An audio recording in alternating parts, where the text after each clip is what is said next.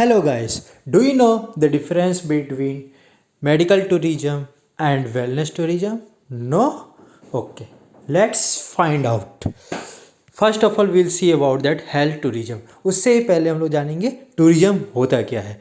Tourism जब हम लोग क्या करते हैं, हम लोग जब बाहर एब्रॉड जा रहे हैं, क्यों क्यों क्योंकि हम लोग को घूमना है, हम लोग किसी प्लेजर के कारण या फिर कोई भी रिक्रिएशन के कारण हम लोग जब एब्रॉड जा रहे हैं तो उसे हम लोग क्या बोलते हैं, हम लोग टूरिज्म बोलते हैं।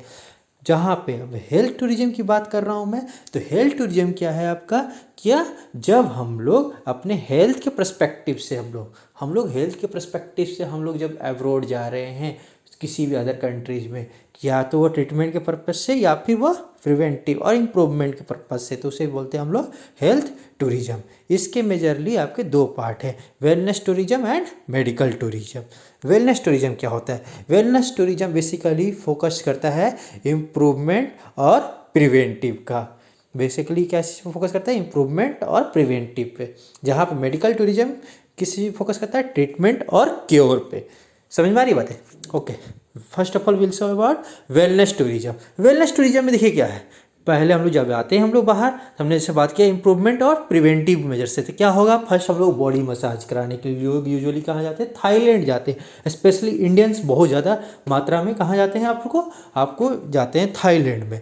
बाहर से लोग बहुत ज़्यादा हमारे इंडिया में आते हैं, क्यों? क्योंकि हम लोग योगा और मेडिटेशन के पर्पज़ से आते हैं यहाँ पर।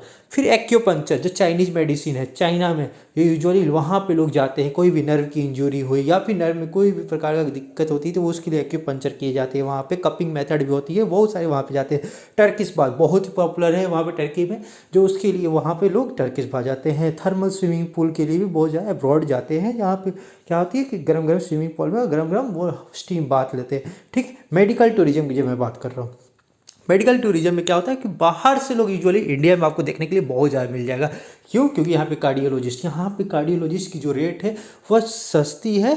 बाकी जहाँ अब्रॉड में आप जाओगे वहाँ के लोग भी एक्सपीरियंस भी उतने नहीं है इतने इंडियन के, क्योंकि यहाँ पर पॉपुलेशन ज़्यादा है, तो ऑब्वियसली यहाँ के डॉक्टर को क्या होती है, यहाँ पे एक्सपोजर ज़्यादा होता है। और यह दूसरी बात, यहाँ पे चीप है बाकी अदर कंट्रीज से, तो इसलिए सर्जिकल ऑपरेशन के लिए अब्रॉड से बाहर लोग यहाँ पे आते हैं।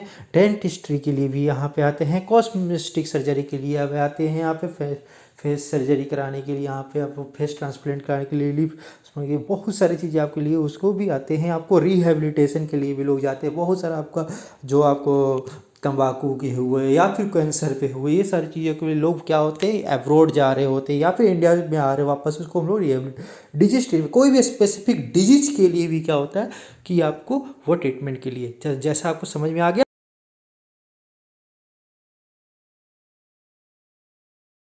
वेलनेस टूरिज्म बेसिकली क्या है, जो हेल्दी लोग हैं उनके लिए आपको क्या होता है, उनको वेलनेस टूरिज्म, वो लोग जाते हैं प्रिवेंटिव और इम्प्रूवमेंट के पर्पज़ से।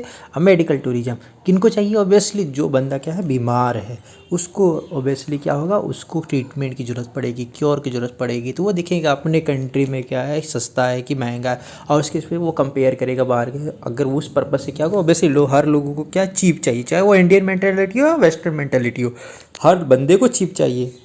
तो इसके पर्पज़ से क्या कहते हैं, वो लोग ट्रीटमेंट के लिए वो बाहर जा रहे होते हैं, तो इस पर्पज़ से भी क्या है कि वो मेडिकल टूरिज्म आपका होता है। तो आई होप कि आप सभी को समझ में आ गया होगा कि वेलनेस टूरिज्म क्या है और मेडिकल टूरिज्म क्या है। वेलनेस टूरिज्म में बेसिकली फोकस करता है इंप्रूवमेंट और प्रिवेंटिव के लिए, और मेडिकल टूरिज्म बेसिकली किस चीज़ पे फोकस कर रहा है, आपका ट्रीटमेंट और क्योर के लिए। आई होप कि आप सभी को मेरा वीडियो पसंद आया होगा।